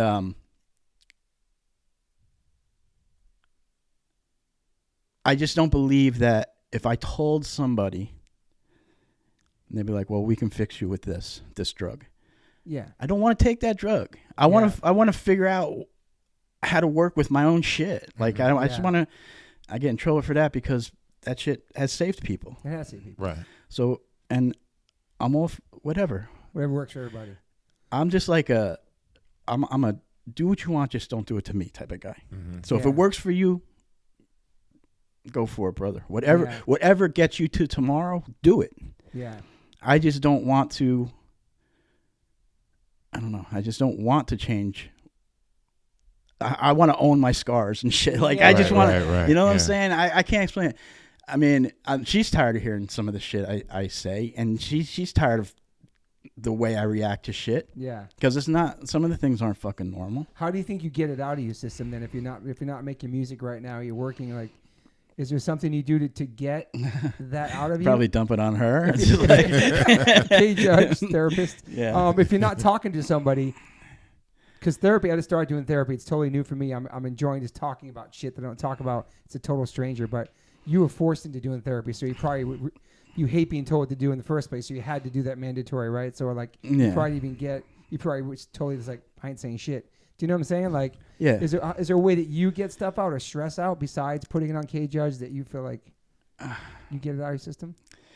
I don't let it out of my system, and if I do, it's usually talking to her. Yeah. Do you journal or anything or write shit down? Or? No. Which is I feel like you have a lot in you to get out still. Like, you could write some more fucking really yeah. deep fucking Oh songs. well, if let's say I do write in a book. Okay. Oh, I don't okay. call it a journal. Okay. But that's To therapeutic. me, it's like maybe this could be a lyric. That's what I'm But a saying. lot of times I'll be like, I don't know if I want that lyric out there. Right. You know, like Is it just your thoughts? Yeah. They've always been my thoughts. Like that's why people are like, "Oh, why is Bring It Down like the song Bring It Down is about 3 different things?" It's because I'm just fucking writing Yeah. what the fuck is happening in my head, you know? Yeah. Like I'm scattered. Like I don't know. I think we all are in our way. We all have our own fucked up minds in a way. You know Yeah. what I'm saying? Like we get out No, different definitely. ways. Right. But I feel like you got a lot of it out with writing and with making music. That's really helpful Yeah. for you. I've got a lot out by writing it, and I've got a lot out by trusting the people I've been around and talking to them. Yeah. Like Ray Capo is like one of my closest friends because of that. Like some of those late night talks probably saved my life. Yeah. You know, Steve Reddy today is like, there's Life people, saving, I just have people around me that I can trust, like, who I know I can trust. Like, I don't know if I ever really, I mean, there was one guy who was like, he was my whole heart and I loved him. He fucking died. Yeah. And that's weird, right? Because, like, I always had this thing where, like, I'd hear about some dude who fucking, whether they, you know, killed themselves or they OD'd, and then, you know, they don't find the guy for a while and shit. And I'm just like, where were his friends, dude? Like, I just don't understand where his friends. And then my best friend is fucking dead for like a week. I didn't know. I got a phone call from Charlie. Hey, did you hear Boss Man? Anything about Boss Man? What? Word is he's gone. He's died. I'm like, what? Wow. Fucking call home. And one of the cops I went to school with, yeah, he was dead for like however many days. Oh, man. He's like, we couldn't recognize him. And when I hung up the phone, I was like, I mean, that dude was my fucking best friend. I had no fucking clue. Yeah. I was like, it just broke me in a fucking weird way. Like, I just couldn't, like, I just felt at that point, that was the guy. Like, he was my guy. He was my confidant. He was my right hand man. He was everything. Yeah. You know, with her and him, I was complete. And when he was gone, I was like all fucked up. And When then, was that? I don't know. I mean, Was that the guy that came back as your roadie with the long hair? Yeah. Yeah, he was Yeah. awesome, man. That's and he was our roadie in the beginning too. Yeah, he came back to roadie again. Yeah. That's a fucking great story. I probably told it a million times, but I love it because this is Todd in Tampa when all these fucking Oh, he was there. Okay. yeah. Of course, So all these Nazis are like lining the sidewalk. There's a fucking shit ton of them, and the promoter's like, you said you weren't like an anti-racist band. You're the reason they're here. You must have said something. I'm like, yeah, we have songs about it, dude. Like, didn't fucking know. So he's all pissed off. Everyone's fucking pissed off. Everyone's scared. All the shit. And I'm like, where's fucking Todd? And I fucking go back, and Todd's in the van, and he's fucking wrapping tape around his wrists. Wow. I'm like, what are you doing? He's like, dude, we're gonna fight all these fucking guys. I go, dude, we're gonna die. and he's like, yeah, but it's gonna make a hell of a story. and then so I'm just like, holy shit. So now in my head, I'm like, all right, we're gonna do this. I fucking call my dad. And I'm like, listen, I don't know what's going to happen, but please take care of my dog if I don't come home. So I'm telling him, like, I'm trying to get my dog taken care of and shit. He's like, what's going on? I go, don't worry about it. Just make sure my dog's taken care of. And I go back to Todd, and he's like, dude, we're going to take these guys. They're pussies. We're gonna be like old men. We're going to be rocking on fucking wheels, rocking on rocking chairs on our front porch telling these stories. You watch. And then he fucking dies. Fuck. I was like, you were supposed to be the guy. You were supposed to be the guy who was going to fucking hang out on the fucking porch. Fucking. Yeah, with you, yeah. Yeah, it's like, it's such a. Damn. It's a bad So nothing deal. really popped off that day either, right? It just. Well, so they come in and they're zig heiling us and shit, and they're doing all this shit, and I'm trying to say some shit to them, and then this dude, I think he might have been a homeless guy or something, walks in off the street, and they attack him. Whoa. And he was like this skinny dude. Man. And so Todd like dives in, and we're all like pulling each other, and it wasn't really punches. It was more like, you know, scraping and shit, like pulling each other off. Yeah. There was just too many of them. I think. Wow. I think if it was just like a couple of them, yeah, there probably would have been punched. But there's so many of them that, I mean, how many people can hit you? Yeah. And it's like, dude, why are you here to see us? It's so crazy. Yeah, that scene was very... the word was that Public Enemy was playing an arena, and they were on their way there, so they stopped at our spot. What? Yeah, that's what they told us. No way. Because they were headed to, they started heading to the whatever arena that Public Enemy would play. Wow, dude. They got squashed at they get Public fucked up at P Public show. Enemy show, yeah. I hope. I hope they caught it bad. Oh yeah. We're gonna stop at the Judge show, and then we're gonna fucking get They were warmed gonna up. And they were gonna warm up on us and fucking. Fuck, man. Holy shit. Well, here we are in my kitchen, man. Yeah, and now I'm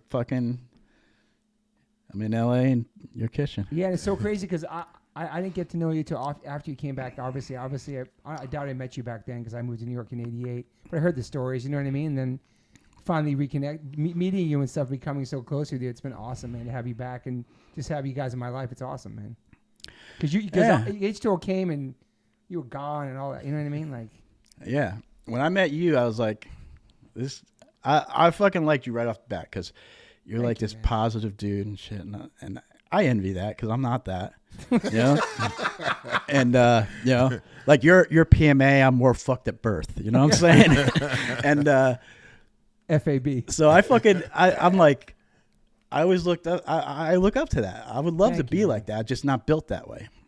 Yeah. That's why I like when I went to see you talk at that fucking school. I'm like, thank you for that. You came to see me speak at a school in New York. Oh, nice, awesome. nice. Yeah, dude. He speaks at this school. I'm like, wow, that's pretty impressive. And then he's taking fucking questions, and I'm like, whoa, this fucking right. There's these little kids got some heavy shit to say. Like they've been through some shit. I always thought that was cool. Thank that you were man. doing that. Yeah, and he's like this little girl's like saying this stuff, and Toby's like talking like real like right like professionally like and I'm in the back with like. Who is with us? I don't even know, man. But I'm in the Chef back. Tall was out there, I think. Oh, wow. I'm in the back, and in my head, I'm just like, oh, my God, just give me this dude's address. I'll bring you his head, little girl. Like, I was so fucking, I couldn't believe. Some of the stuff they say, it's heavy. Yeah. It's really heavy. It was so fucking heavy, and he's like taking, like, this very professional route and, like, talking her through this, and in my head, I'm just like, where do they live? Just because it was horrible. And then we have lunch, right? We're in the we lunch with the kids. Oh, yeah. Wow, nice. And we're in this principal's office, and this kid comes up, and this killed me because this little boy comes up and he says something about straight edge, and he goes, so if your like father drinks a lot and your mother drinks a lot and maybe they're addicted to stuff, does that mean I'm going to be? Yeah. Oh, and I was like, it fucking crushed me because I was like, hey man, that's me, brother. Right. You know, that's my fucking child right there. I was like, I want to say like, no, you're gonna grow up, you're gonna start a fucking hardcore band, you're screaming about shit. Exactly opposite of them. Yeah. But yeah, that's heavy shit, man. And it's impressive to watch you do that because I don't have a mind for that. Thank you. You seem like you're in a better place and probably happier than you ever been, probably in your life. You seem more positive. Well, for Thanks, probably Judge. Probably about not the entire time I've known you, but most of the time I've known you, there's been like shit going on family wise, where in the back of my mind I was like, I don't know what happens tomorrow. Like now, where we're at and the people we're surrounded by, I know what's happening tomorrow. Yeah. I'm going to wake up. I'm going to talk to some fucking friends. Nice. Going to get some fucking good food. I'm going to go to fucking work and fucking talk to those guys. I wish I had this. I wish I did this a long time ago. Yeah. Because there's a comfort in this, like, trusting the people who you're around. A nice community that you guys are in, like, with the people, you know what I mean? Like, yeah. Well, you seem like you're... Karen wants to become a Hare Krishna now. Oh, wow, She nice. she wants to chant. She's been chanting. she chants. But if you say you probably have PMA, more PMA than before now. Yeah. I mean... This is fucking weird. This is a weird thing that's new. Is like I cannot explain how fucking extremely fucking supportive and nice the Reddies have been, Kate and Steve. Yes. How incredible fucking Matt Pincus has been helping me like get back on my feet. And I think no one's ever really did anything where they didn't want anything in return. Yeah. Mm-hmm. Except these guys. Yeah. And it has fucking changed something because now whenever I see someone who's like doesn't have someone like that in their life or whatnot, like it just fucking really like it really hurts me. Yeah. And I never used to be like a weepy guy and shit, but now I see like maybe some little kid it breaks me now. Yeah. And I'm not saying I didn't care, but it never like affected me like it affects me now. Yeah. Because like I said, I've always been a guy who was just like, I don't deserve any of this. And like, especially like what these guys have done, I'm like, come on, man. This is like the kind of stuff you fucking read about. You know, you never know anybody it's ever happened to. Yeah. Like no one's ever fucking reached out a hand like that in my life. Maybe it is a normal thing. I don't fucking know. So you feel like you didn't deserve like, not just love, like friendship or trust or people caring for you or trying to help you do good things for you. I just never had that before. Like my family was like a war zone, so I don't trust any of them. You know? Yeah. That's why there's no, you know. It was a different kind of love that you maybe, no love or whatever you thought it was. Yeah. Like, so for you, it's probably hard to take things in and do I deserve this? Is this really happy? You really going to do this for me? What have I done to deserve this? Yeah. And so you think, you probably doubt yourself or question yourself that you're not worthy, but you are worthy. You know what I mean? And you've helped a lot of people. Whether I have or have not, or whether I am or I am not, I mean, it's not up to me. I mean, no. I just know like, even like before or last night when we were talking in the room, and then we were like talking, and Steve's like, well, we're going to do this because you're family, and we're doing this. Like, my own family never said that, you know, like it's fucking crazy, man. That's something about the hardcore scene that it was an extension of people coming from fucked up home lives and all coming together, right? As like a bunch of misfits and weirdos, right? Yeah. And we go to this place where we love this music, we can relate to it. And we see these people, Kevin Seconds or Ian, whatever, as father figures we didn't have. And it's a community that it's not blood, but it's family. You know what I'm saying? Like, and Steve and the Reddies sound like, and I already knew that they encompass all that. They live that real shit. Yeah. And they're living proof of that. Yeah, and they've known you since back then, and fucking, it's awesome. But you should know, I'll give you your flowers as you're alive, is that you've done so much for a lot of people with your music. You've helped a lot of people. So not saying that people should have to help you, but you've done a lot for people with your music. You know what I'm saying? You inspired a lot of people. Definitely. Including Steve Reddy, right. You know, with your music. You know what I'm saying? And I know you're a humble motherfucker. You're not going to say that, but you deserve the love and respect and people looking out for you. No doubt. Because you saved a lot of people's lives without even knowing it. And also being just who you are yourself, you know. It's like that's something that always stuck with me, that set everything apart from struggling with a lot of issues and just having, you know, that power, you know, from music, from lyrics, you know. It's something of you being yourself, you know, naturally not trying to fake anything, nothing false. It's something very true, and that's what I respect, and I think a lot of people feel from the scene from that you gave and people feeling know it's still, real. yeah. People can connect to that. So you definitely deserve all these good things, you know? And you're worthy. Yeah. Of love and happiness and all that shit, as corny as it sounds. You I know, just seeing you appreciate it. smile, just seeing like the place you're in now, and talking to you since I've met you and where you guys were living, all the shit you were going through, you know what I mean, and the loss in your life. Like here you are now, you're fucking chilling in California, man. It's awesome. Yeah. Brought the cold weather with me. Well, this was awesome, man. This is a great catch up. And you have any more questions, Mr. Judge? Just much respect, man. I yes, think you have an impact more than you possibly could know, but you know, just it's incredible. I'm happy I got to meet you 30 years later and become friends with you. I might have never met you before. I heard the myths and the legends and all this shit about where is this guy, and then we came to the New York show, me and Moon. She said, we're going to Moon, you know, massive Judge fan. We came out there and like, it's awesome, man. And it's awesome that community just was waiting for that and it was so psyched to see you again. And that must have, I can't imagine how that felt even for Katie Judge. I've never seen you perform before. Right. You know what I'm saying? Then you're back on stage and it's like, and some of the stuff you were saying was so real and emotional and like just describing the songs that maybe people never really knew the real definition of one of those songs. They took it what they thought it meant. And you're breaking stuff about molestation, all the stuff you were talking about, the real personal shit. It was awesome, dude.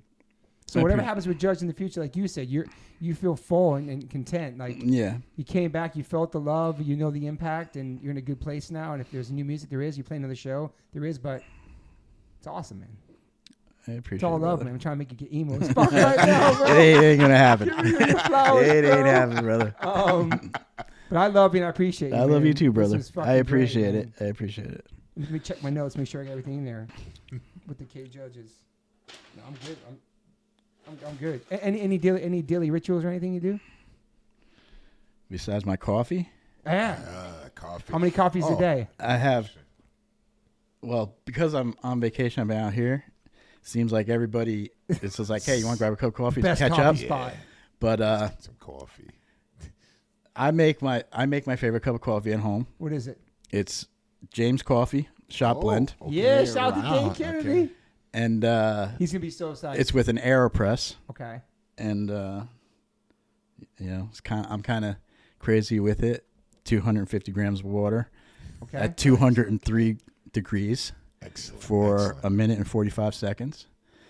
With man. 2 screens in the AeroPress, and Oh, it makes the tastes perfect cup of good. coffee. Do you use oat milk or soy milk or almond milk? No, or regular we, milk? we use non-dairy powdered stuff. Yeah. Okay, cool. See, the thing happened was I was always a coffee drinker, and then it was always like drip coffees, like my Yeah. father, So and that's what I was used to, and I liked it. And then we went to Spain, and we went to Viveiro, Spain, and I got a cup of coffee on the sidewalk, and I was like, "Holy shit!" Yeah, I heard Europe's off the chain for coffee. Like dude. this coffee, and then when I came home, I just could not drink regular coffee. Right. And it took me fucking years to figure it out. Mm-hmm. And I was trying all these different coffees, and then Hoya told me about James Coffee, Yes. and He's gonna be so hyped, man. that was it. I have a collab dropping next week with James Coffee. One Life One Chance podcast collab. Yeah. My own coffee mugs, all that stuff. coffee. I'm working on one for Sepultura, hopefully. That would be great. But yeah, I love James. Hazen Street. Love James, man. Are you a hockey fan? Big time. Yeah, So- the fucking Blackhawks, homie. Yeah. Stop. Just hold on a second. I'm gonna go pee. I'll right back. No, because no, I know growing up I was like really into sports, but I just didn't like the people that were surrounding it a lot of times, like the jockheads. But I love sports, and so that's why I was just curious because you mentioned the Sabres. So, Yeah.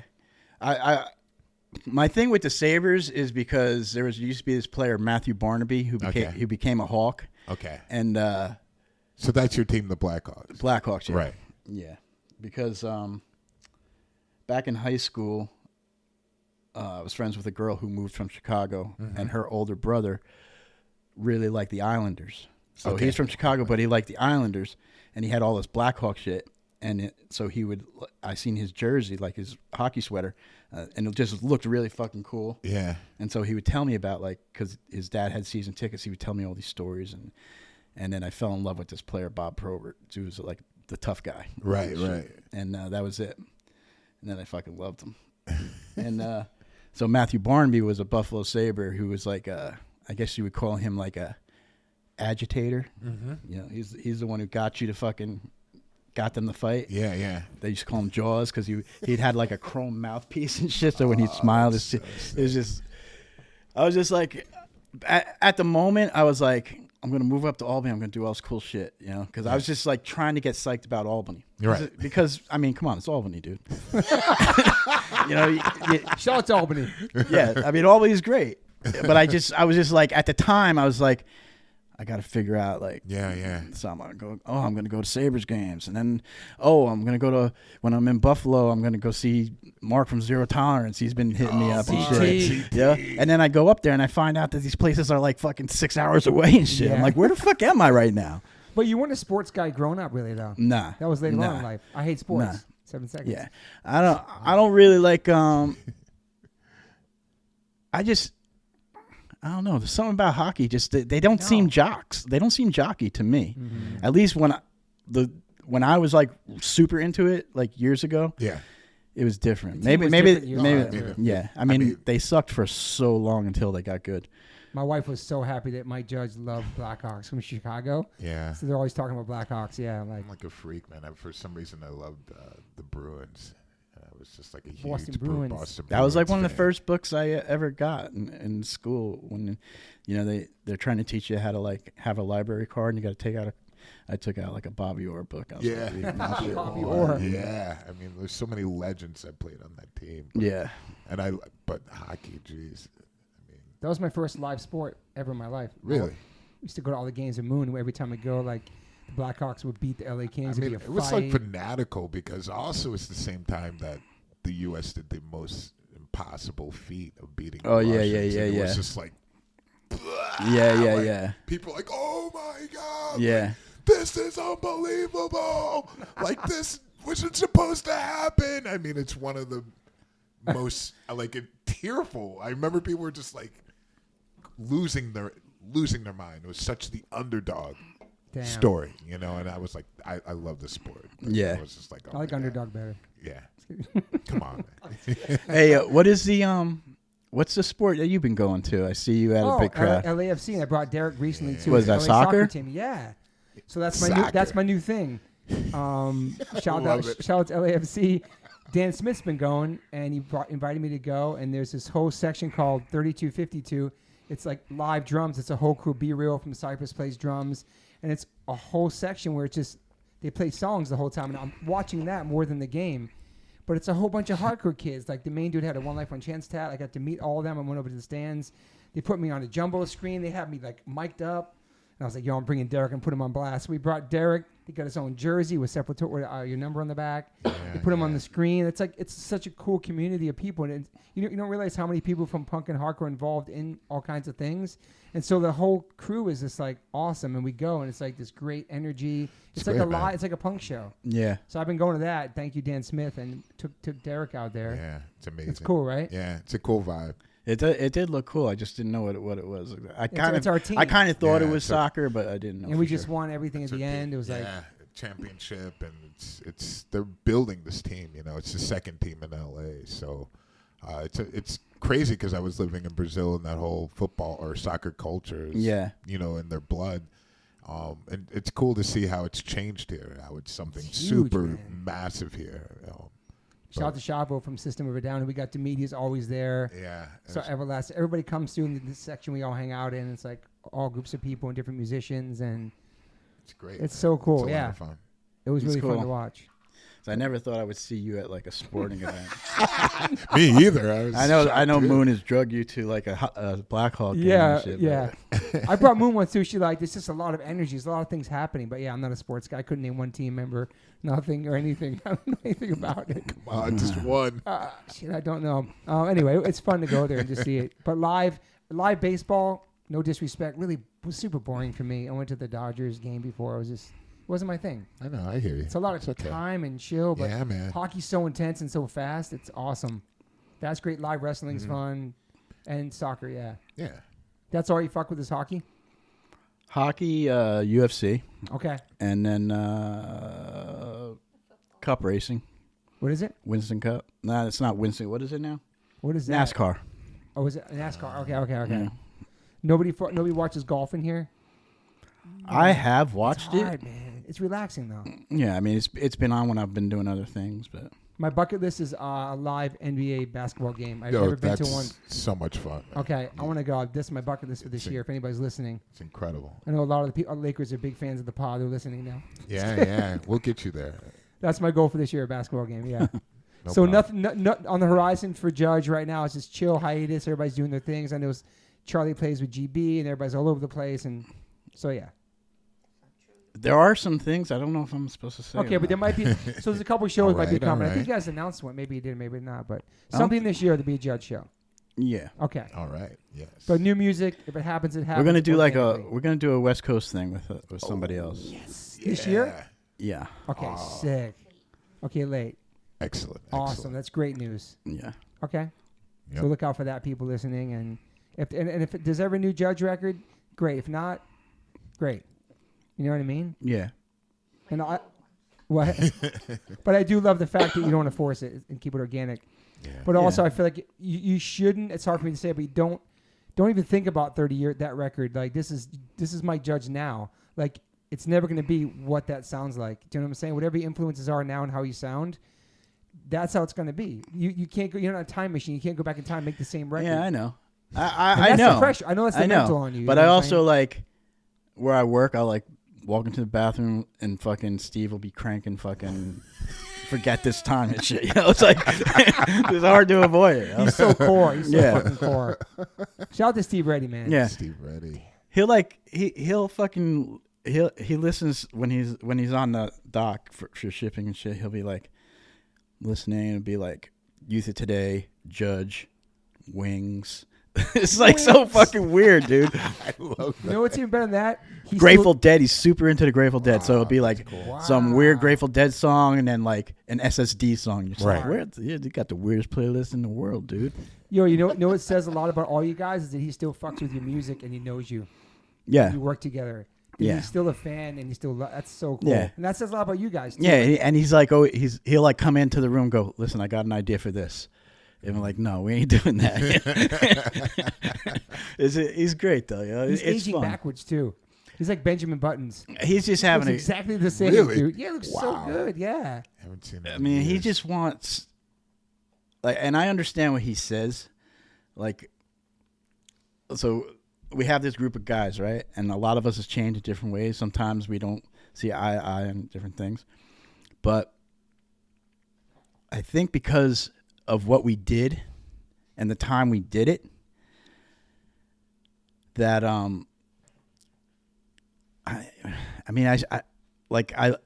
I love those guys. Like, Yeah, man. I don't know what, like, it's just fucking hard. I don't know, like, It's a magical I don't know if time, any, man. like, back then when there was no money involved, and like especially like the Break Down the Walls tour, which is probably where we met you, Right. Yep. where we're just like, van broke down, we all get jobs in junkyards, pay for the parts. Yeah, you do what you or- have to do. Right. You know, like, I don't know if that kind of shit happens anymore. But like those nights when we were just like, you know, fucking starving and tired and homesick, those are some of the best fucking conversations I've ever had in my life. Sure, man. And I've never been as close to people like as I have like on those nights when you're just too tired to have any fucking defenses up, you know, and Yeah. you're just talking to you're talking to a guy who's going through the same thing you are, man. Yeah. We're just like, we're just. Those impactful conversations that last your lifetime, that friendships, that bond, man.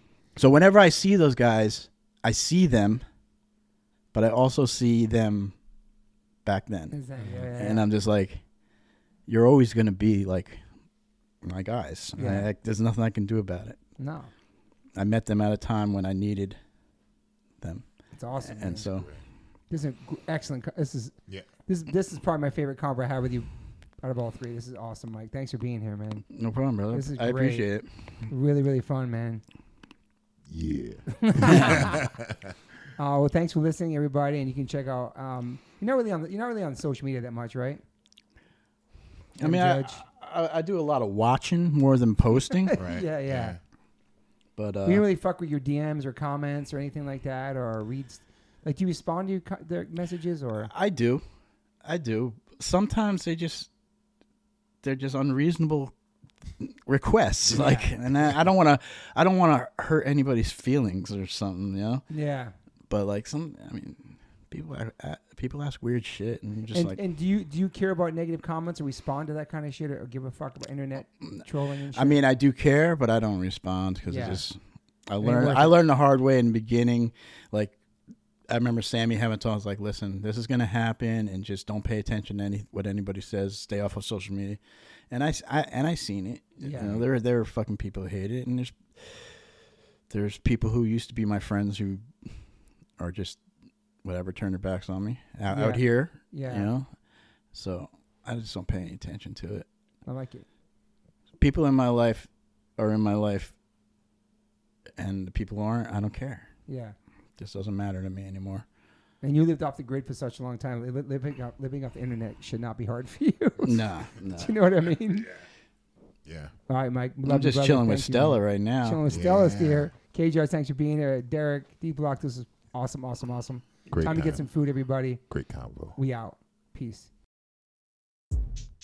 I always ask my guests if they have any regrets. I personally don't have any regrets. Even when it comes to my tattoos, I have the silliest tattoos. Even my ET on my leg, it's still a childhood memory for me, and I love it. I've had tattoos on top of tattoos strictly because I wanted more tattoos. I started getting tattoos when I was 18. I'm 52 now, and I can't stop. I've had laser treatment before on something on my arm. It's 4 tattoos on top of each other. And that experience at that place was pretty fast. It was pretty cold. It was in and out, swiped the credit card. Don't really tell me much. Didn't give me much details or anything was going to happen. So I never went back. So as of most recently, I'm so lucky enough to have had 2 sessions at Removery Tattoo Removal.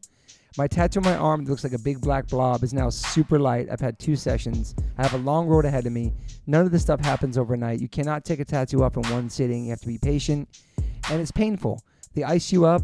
It's super fast. To me, it felt like a bunch of rubber bands. But what's more painful than that is looking at something on your body that you think you're stuck with for the rest of your life. That sucks. But now for me, I'm really happy I started this journey. I'm slowly going to get this tattoo removed. I never thought in a million years I have any kind of real estate on my arm. I don't even know what I want, but it's exciting. I'm so honored to announce that One Life One Chance podcast is now with Removery. I have a code. Use TobyH20 and get $100 off your first session. Call 866-934-4570 or go to Removery.com. One of the most experienced tattoo removal companies in the world. Over 600,000 removal treatments done. 100 locations. U.S., Canada, and Australia. State-of-the-art peak-away laser technology. Cryotechnology to reduce any discomfort. This is so exciting for me because all I do in these podcasts is talk about tattoos. From day one, if you've been listening to this podcast, talk about tattoos, talk about getting removed, talk about getting covered up. So this is such a perfect fit for me. Once again, go to Removery.com or call 866-934-4570. Use my code TobyH20 and get $100 off. These guys are located everywhere. Try it out. Yo, people always ask me what kind of frames I'm rocking. I've been rocking Caddis for a couple years. They make amazing progressive readers, which I wear. Also, they make sunglass readers, anti-glare, anti-smudge coating, anti-scratch, and anti-aging. That's why I look mad young when I wear them. I'm just kidding. But they make amazing frames. Caddis, so stoked to have you guys part of the podcast. You can go to caddislife.com/Toby10 and get $10 off your first purchase. Stoked. Thank you, Caddis. Welcome to the fam. Yo, Liquid Death. Thank you so much for hydrating all my guests, taking care of me and my family and my friends. Love your water, love your brand, love what you stand for, love what you give back to the community. If you want to learn more about Liquid Death and how it started, listen to episode 115 with the co-founder, owner, and creator of Liquid Death, Mike Cesario. Just a punk rock skateboarding kid from Delaware with a dream. It's an incredible story, incredible journey. They have now blessed me with my own code. So if you go liquiddeath.com/Toby, you get free shipping on any items you order from liquiddeath.com. Thank you so much, Liquid Death. Death to plastic, murder your thirst. Stay hydrated. You know H2O saves lives.